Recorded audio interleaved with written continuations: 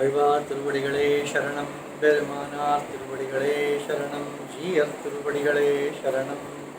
ஸ்ரீசைலேஷதயா பாத்திரம் தீபக்தியாதிகுணார்ணவம் யதீந்திரப்ரவணம் வந்தே ரம்யஜாமாதரம் முனிம். ராமானுஜாயதி ராமானுஜாயதி ராமானுஜாயதி ராமானுஜா ராமானுஜாயதி ராமானுஜாயதி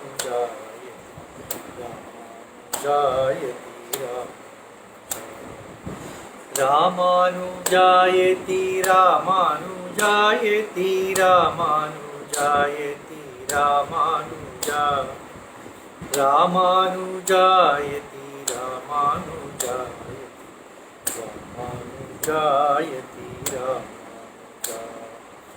ராமானுஜாயதி ராமானுஜாயதி ராமானுஜாயதி ராமானுஜா ராமானுஜாயதி ராமானுஜாயதி ராமானுஜாயதி ராமானுஜா.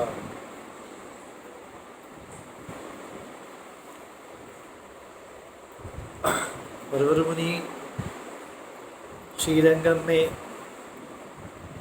रहकर कालक्षेप कर रहे थे. उनके मन में इच्छा हुई कि दिव्य देश यात्रा तिरुपति तक जाकर आना है करके भगवान से प्रार्थना करके अनुमति पाई और प्रतिवादी भयंकर अण्णा और श्री वैष्णवों को साथ लेकर प्रथम कांचीपुरम गए. कांचीपुरम में उस समय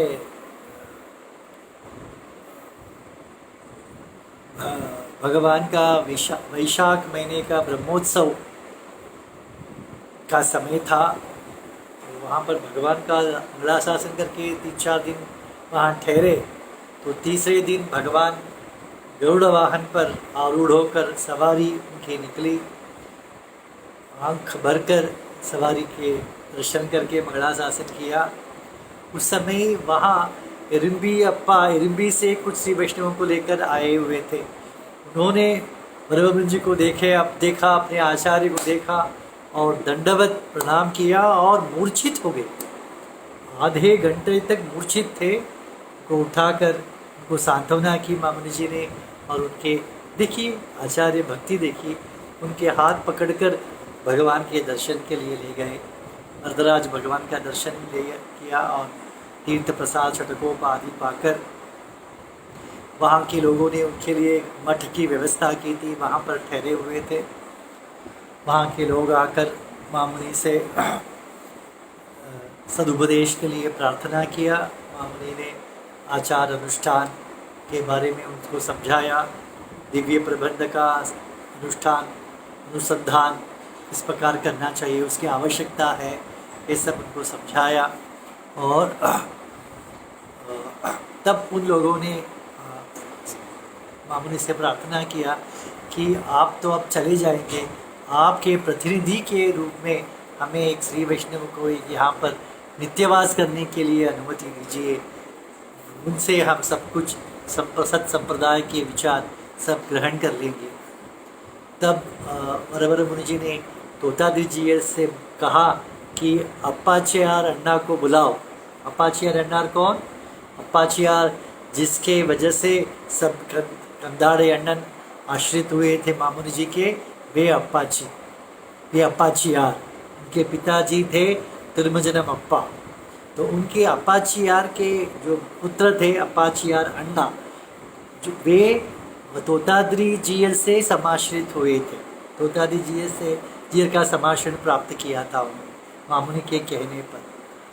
तो उनको कहा मामुनि ने कि आप यहाँ पर रहिए और मेरे व्याख्यान मैंने जो दिया है दिव्य प्रबंध का व्याख्यान इनको समझाइए, रहस्य ग्रंथ समझाइए और अपने संप्रदाय का निर्वाह करते हुए आप कांचीपुरम में नित्यवास कीजिए, ऐसे उनको आदेश दिया.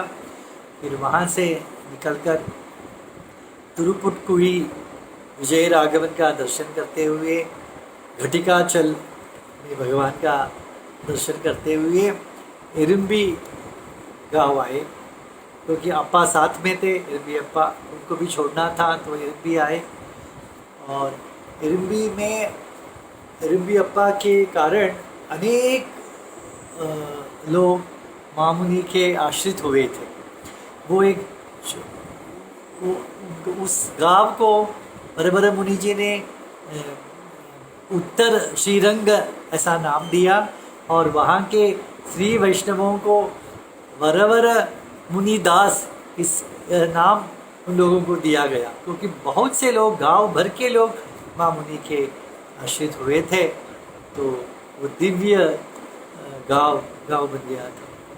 फिर वहाँ से निकलकर तिरुपति आए।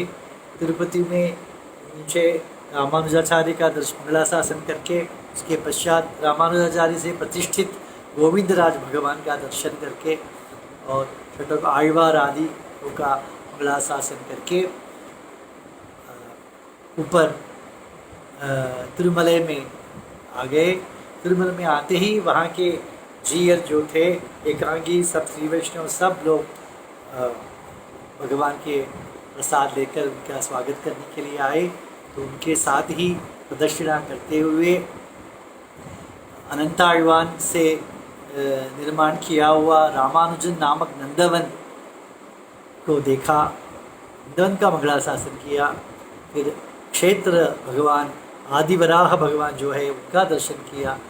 स्वामी पुष्करणी में स्नान करके, ऊर्ध्वपुंड धारण करके, अनुष्ठान करके मंदिर में आए। मंदिर में रंगनाथ जी नंबरमार जहाँ विराजमान थे उस मंडप का दर्शन किया। इस प्रकार करते हुए रामानुजाचार्य का दर्शन करते हुए अंदर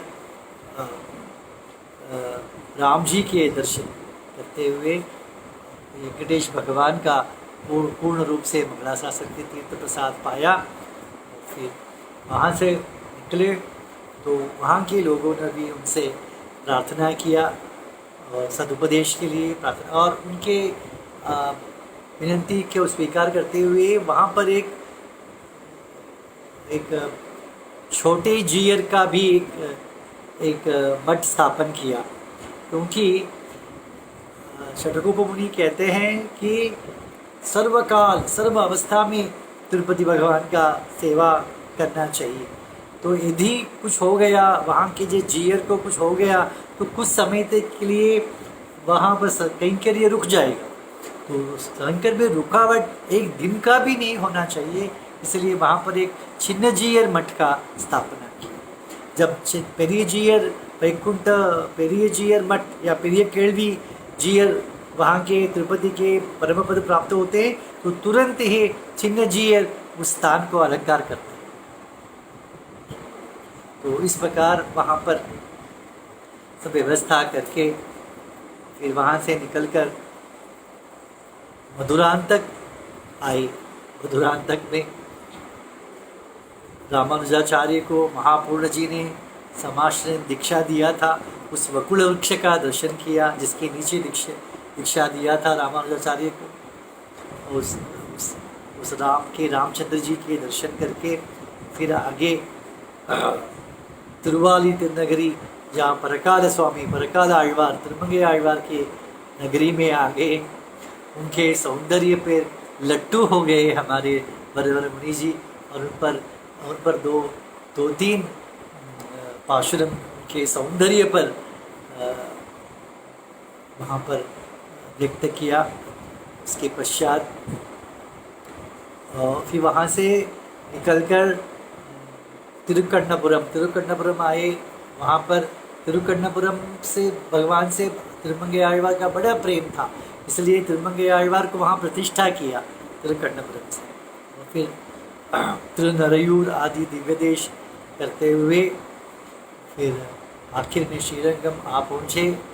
श्रीरंगम में कावेरी में स्नान कर ऊर्ध्वपुंड धारण कर अनुष्ठान करके प्रदक्षिणा करते हुए सब क्रम से दर्शन करते हुए भगवान का दर्शन किया। जो अपने दिव्य देश यात्रा में जो आभूषण या छत्र चामर जो वस्तु पाए सब भगवान को अर्पण कर दिया। भगवान प्रसन्न होकर उत्तम नंबी स्वामी से कहा कि आप सभी श्री वैष्णवों को लेकर अष्टादश वाद्य 18 वाद्य के साथ वरवर मुनि जी को उनके मठ छोड़ा। तो अष्टादश वाद्य के साथ बड़े धूमधाम से उनको मुनि जी को उनके मठ छोड़ा। वहाँ पर अपिल्लय आदि शिष्य थे, उनको सब दिव्य दोषों का प्रसाद आदि वितरण किया वहाँ के लोगों को। इस प्रकार श्रीरंगम पुनः आ गए वरवर मुनि जी। श्रीमते रम्यजा मातृमुनीन्द्राय महात्मने श्रीरंगवासिने भूयात् नित्यश्री नित्यमंगलम्।